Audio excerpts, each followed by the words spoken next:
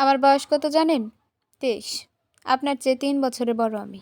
লজ্জা করলো না নিজের আপুর বয়সী একটা মেয়েকে বিয়ের প্রস্তাব দিতে?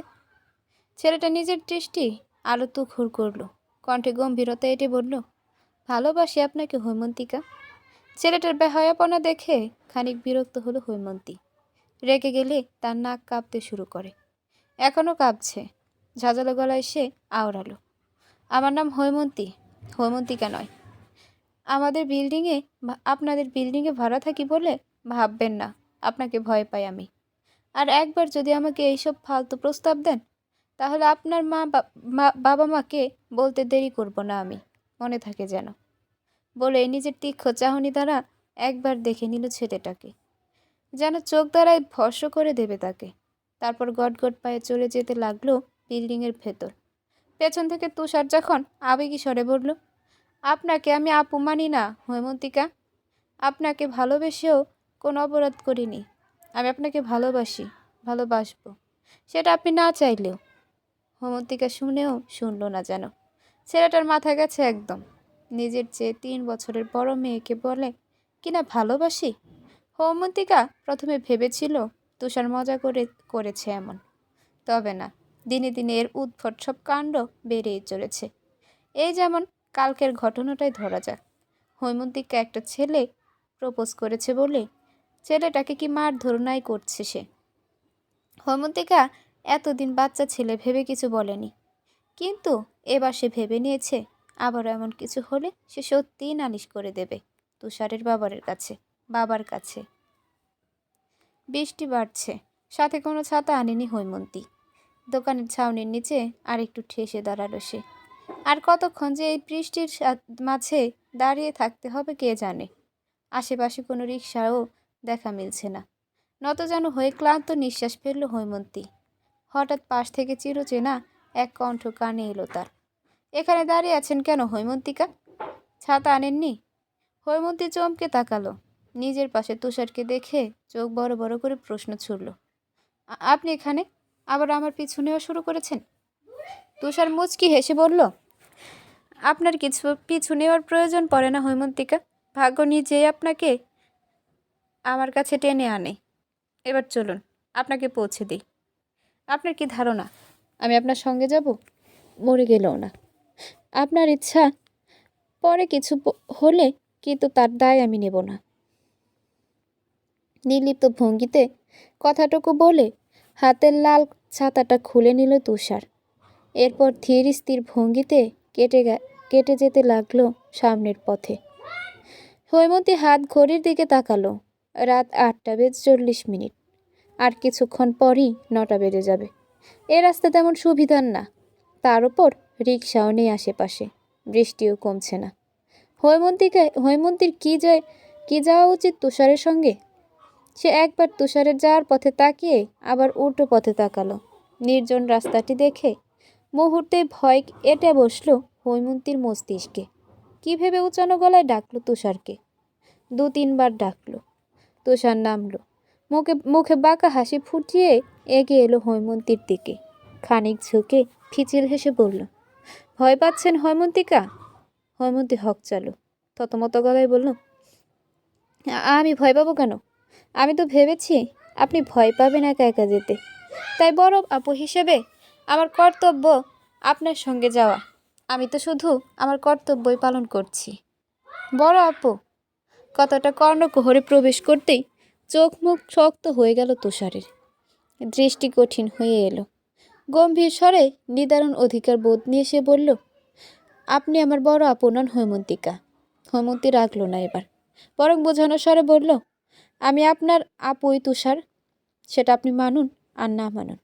আর হ্যাঁ, আমাকে হৈমন্তী বলে ডাকবেন, হৈমন্তিকা না। তুষার কথা বাড়ালো না। ছাতার এক পাশে চেপে গিয়ে জায়গা করে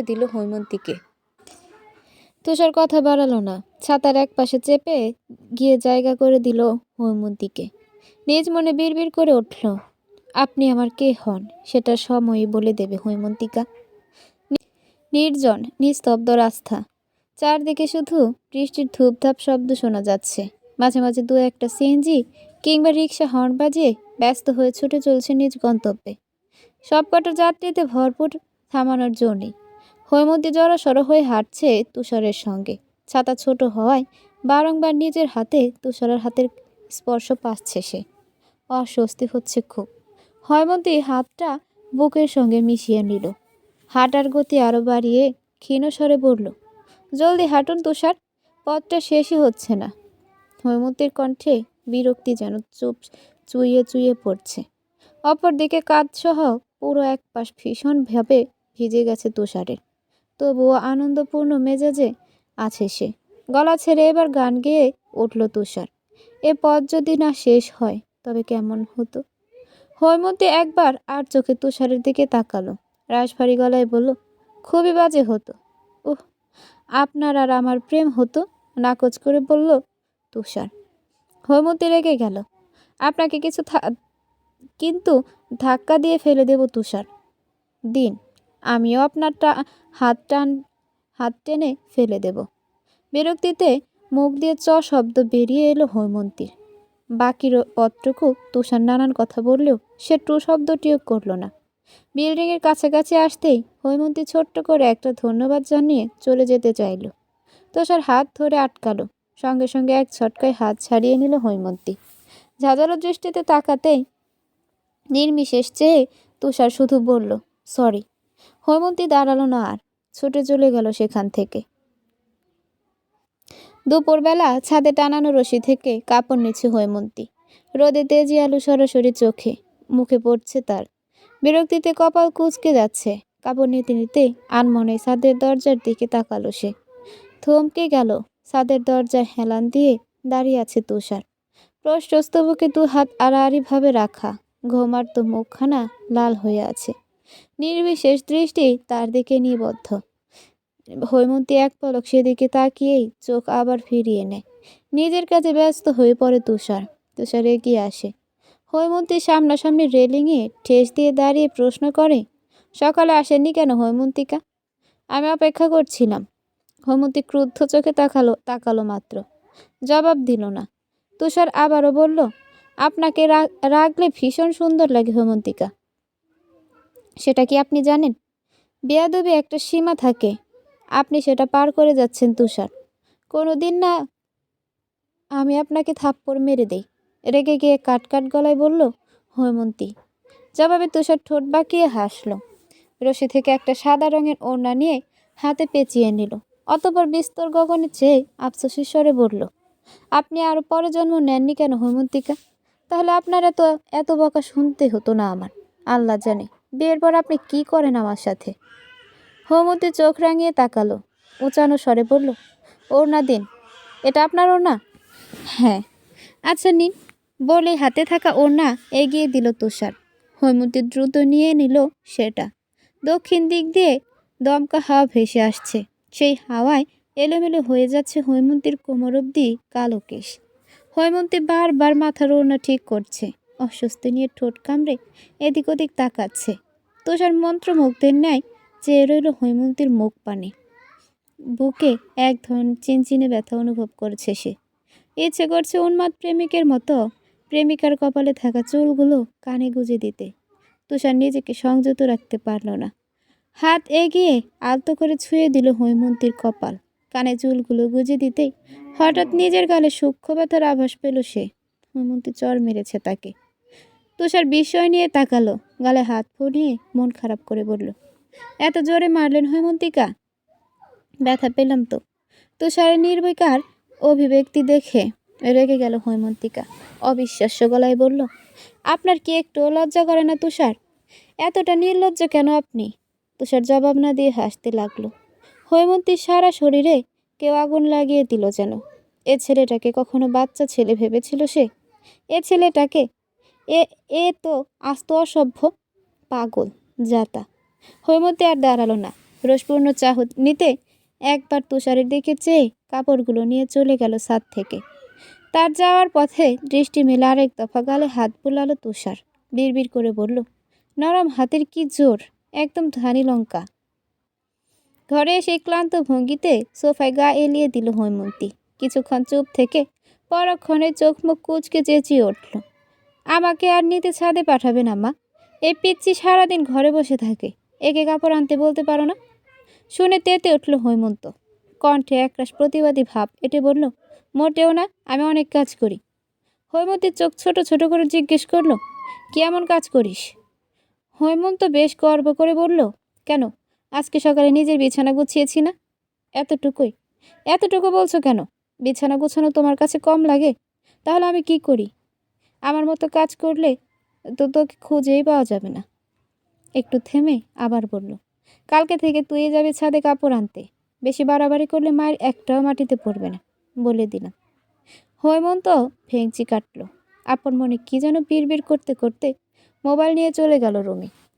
হৈমন্তীর মা রাবিয়া আসলেন একটু পরে। হাতে থাকা একটা টিফিন বক্স টেবিলে রেখে বললেন, বাড়িওয়ালা কয়েকদিন আগে পায়েস দিয়েছিল বুঝলি, এখন খালি বক্স তো আর দেওয়া যায় না।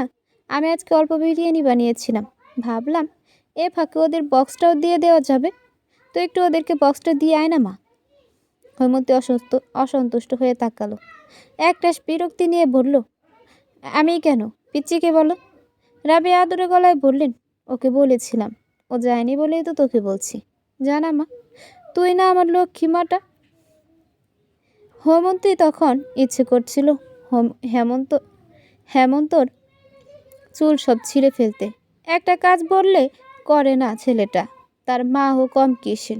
হৈমন্তী ছাড়া যেন ওনার চলে না, সব কাজে হৈমন্তীকেই লাগবে। হৈমন্তী ছোট্ট একটা নিঃশ্বাস ফেলল। বক্স হাতে দাঁড়ালো বাড়িওয়ালার বাসায় যাওয়ার উদ্দেশ্যে। অনেকটা অলস পায়ে সিঁড়ি বেয়ে নিচে নামছিল হৈমন্তী। কোত্থেকে তুষার এসে পথ রোধ করলো তার। কাছাকাছি এসে বলল, কোথায় যাচ্ছিলেন হৈমন্তিকা? হৈমন্তী কোনোরূপ ভনিতা না ছাড়াই বলল, আপনার বাসায় যাচ্ছিলাম। এই নিন বক্স, মা বিরিয়ানি পাঠিয়েছে আপনাদের জন্য। বিরিয়ানি আপনি বানিয়েছেন হৈমন্তিকা? বলতে বলতে বক্স হাতে নিল তুষার।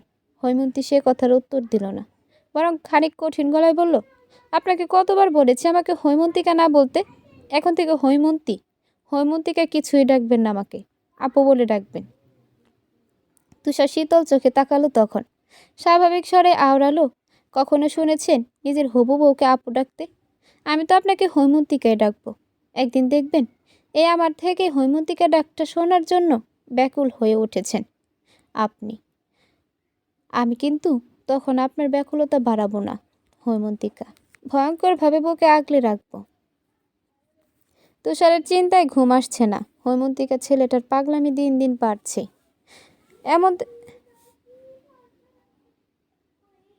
এমত অবস্থায় হৈমন্তীর কি করা উচিত? চর থাপ্পড় অপমান কিছুই তো বাকি রাখেনি সে। তবে হ্যাঁ, তুষারের বাবাকে নালিশ দিলে কিছু একটা হতে পারে হয়তো। কিন্তু হৈমন্তীর মন সায় দেয় না এতে। তুষারের জন্য অদ্ভুত মায়া হয়। মতি ভ্রম হয়ে কিভাবে মরিচিকার পিছে ছুটতে ছেলেটা। তুষার যা চায় তা কি আদৌ সম্ভব? হৈমন্তী দীর্ঘশ্বাস ফেলল। ঘুম আর আসবে না তার। মাথা ভীষণ ব্যথা করছে। এখন একটু কড়া চা খেলে মন্দ হয় না। যেই ভাবা সেই কাজ। রান্নাঘরে গিয়ে চা বানিয়ে আনলো সে। মুক্ত বাতাসের মাঝে বারান্দায় গিয়ে দাঁড়ালো। বিল্ডিংটা 5 তলা। হৈমন্তীর পরিবার 2 তলায় থাকে, আর তুষাররা থাকে 3 তলা। হৈমন্তীর বারান্দার সঙ্গে তুষারা রুমের বারান্দার ওপর নিচ লাগানো। হৈমন্তী যখন চা খাচ্ছিল তখন হঠাৎ ওপর থেকে তার চায়ের কাপে ছোট্ট একটা পাথর টুপ করে এসে পড়ল। ফলস্বরূপ কাপে থাকা কিছু চা ছিটকে পড়ল তার হাতে। সূক্ষ্ম ব্যথায় অল্প চেঁচিয়ে উঠল হৈমন্তী। দ্রুত কাপটি টেবিলে রেখে ফু দিতে লাগলো হাতে। তখনই আবারও একটা ছোট্ট পাথর এসে পড়ল তার বারান্দার মেঝেতে। তবে এবারের পাথরটা ভিন্ন। পাথরের গায়ে মোড়ানো রয়েছে একটি হলুদ রঙের কাগজ। হৈমন্তী এগিয়ে গেল সেদিকে। কাগজটা নিয়ে খুলতেই চমৎকার হাতের লেখা ভেসে উঠল তার সামনে। দুঃখিত হৈমন্তিকা, আমি ইচ্ছে করে ফেলে দিইনি পাথরটা। আপনি কি বেশি ব্যথা পেয়েছেন? লেখাটা পরে ভরকে গেল হৈমন্তী। ওপরে উকি দিতেই দেখতে পেল তুষারকে। তার মতো করে সেও বারান্দার রেলিং ঘেঁষে দাঁড়িয়ে আছে। ভরকানো গলায় ক্ষীণস্বরে হৈমন্তিকা বলে উঠল, আপনি এখানে কি করছেন? আর এগুলো কি ধরনের বেয়াদবি? কাপে পাথর ফেলেছেন কেন? আমি তো সরি বলেছি হৈমন্তিকা। চাইলে অ্যান্টিসেপটিকও দিতে পারি। রুমে আছে, দিব? লাগবে না আপনার অ্যান্টিসেপটিক। কালকে না আপনার ক্লাস আছে? এত রাতে না ঘুমিয়ে এখানে কি করছেন? একই প্রশ্ন তো আমিও করতে পারি। আপনি এত রাতে না ঘুমিয়ে বারান্দায় দাঁড়িয়ে আছেন কেন হৈমন্তিকা? হৈমন্তীর কপালে সূক্ষ্ম ভাঁজ পড়ল। কণ্ঠে তেজ এনে বলল, আমি যা ইচ্ছে আমি করব। আপনাকে কৈফিয়ত দিতে হবে কেন? যান, রুমে গিয়ে ঘুমান। ওপাশ থেকে একরোখা উত্তর, যাব না। রাগে হৈমন্তীর নাক কাঁপতে শুরু করলো। ছেলেটা এত ঘাড়তেরা, তুষারের সঙ্গে কথা বলার ইচ্ছেই মিইয়ে গেল তার। টেবিলে থেকে কাপ উঠিয়ে ক্ষিপ্ত কণ্ঠস্বর ছুড়ে দিল, আপনি থাকুন, আমি চলে যাচ্ছি। তুষার রেলিং গলিয়ে খানিক ঝুঁকল হৈমন্তীর যাওয়ার দিকে। স্থির দৃষ্টি মেলে মান হাসল মাত্র। পরদিন ছিল রবিবার। অনার্স সেকেন্ড ইয়ারে ক্লাস হতে এখনো 1 ঘন্টা বাকি। হৈমন্তীকে আজ একটু তাড়াতাড়ি চলে আসছে ভার্সিটি। সাথে রয়েছে তার প্রিয় বান্ধবী পারো। তারা দুজনে মিলে ক্যান্টিনে বসেছিল। স্যান্ডউইচ খেতে খেতে পারো বেশ আহ্লাদি স্বরে বলল, তোকে যে ছেলেটা পছন্দ করে, কি যেন নাম? হৈমন্তী আগ্রহহীনভাবে জবাব দিল, তুষার। ও হ্যাঁ, তুষার। ছেলেটা কি এখনো তোর পেছনে ঘুরে? হ্যাঁ, কিছু বলিস নাই? কালকে চড় মেরেছিলাম ডান গানে। শুনে চোখ বড় বড় করে তাকালো পারো। কণ্ঠে একরাশ বিস্ময় ঢেলে বলল, ডাইরেক্ট চড় মেরে দিলি? এত সুন্দর একটা পোলারে চড় মারতে তোর বুক কাঁপল না হৈমন্তী? তুই এত পাষাণ, আমি হলে তো কবেই হ্যাঁ বলে দিতাম। ছেলেটার কপালটাই আসলে খারাপ, তোর মতো দাজ্জাল মহিলাকে পছন্দ করেছে। হৈমন্তী চোখ মুখ কুচকে তাকালো, বিরক্ত হয়ে ধমক দিয়ে উঠল, তুই আমার বন্ধু নাকি ওর? ওর এত গুণগান গাইছিস কেন? এ বিষয়ে আর একটা কথাও বলবি না পারু। ওর নাম যেন তোর মুখে আর না শুনি। পারো স্যান্ডউইচে অল্প কামড় দিয়ে ঠোঁট উল্টে বলল, এভাবে বলছিস কেন? চুপ থাক। পারো সত্যি সত্যি চুপ হয়ে গেল এবার। আর একটা কথাও বলল না। কিছু সময় অতিবাহিত হওয়ার পরই হৈমন্তী জিজ্ঞেস করলো, কয়টা বাজে পারু? 9:40।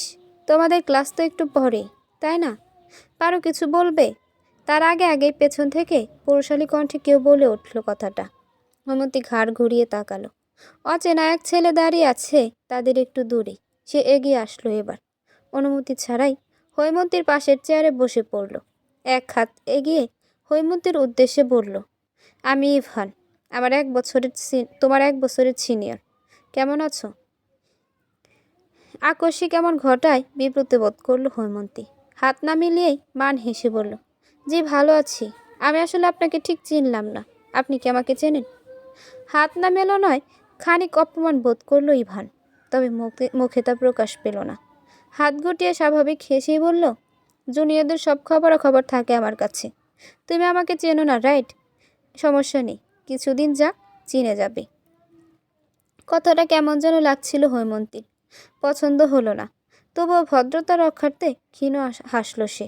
ইভানের একটা বন্ধু তাকে ডাকতে সে বিদায় জানিয়ে চলে গেল। হৈমন্তী হাঁপ ছেড়ে বাঁচল যেন। সুদীর্ঘ শ্বাস ফেলে পাশে তাকাতেই ভয়ে মাথা পিছিয়ে নিল। তার পাশে বসে তীক্ষ্ণ দৃষ্টিতে তাকিয়ে আছে তুষার। তাকিয়ে আছে তো তাকিয়েই আছে, চোখের পলক ফেলছে না একদমই। হৈমন্তী বুকে হাত রেখে বড় বড় নিঃশ্বাস নিল। হুট করে তুষারকে দেখে প্রচণ্ড ভয় পেয়ে গিয়েছিল সে। একটু শান্ত হতেই রাগী গলায় বলল, সমস্যা কি আপনার? এখন ভূতের মতো চলাফেরা করেন কেন? সে কথার জবাব দিল না তুষার। উল্টো গম্ভীর কণ্ঠে প্রশ্ন করলো, ছেলেটাকে মানে একটু আগের ছেলেটাকে আপনাকে কেন বলবো? টেবিল থেকে পানির বোতল নিল তুষার। আত চুমুক দিয়ে কাটকাটভাবে বলল, আমার হবু বউয়ের উপর লাইন মারছিল সে, হৈমন্তিকা। আর আমার জানা লাগবে না ছেলেটাকে?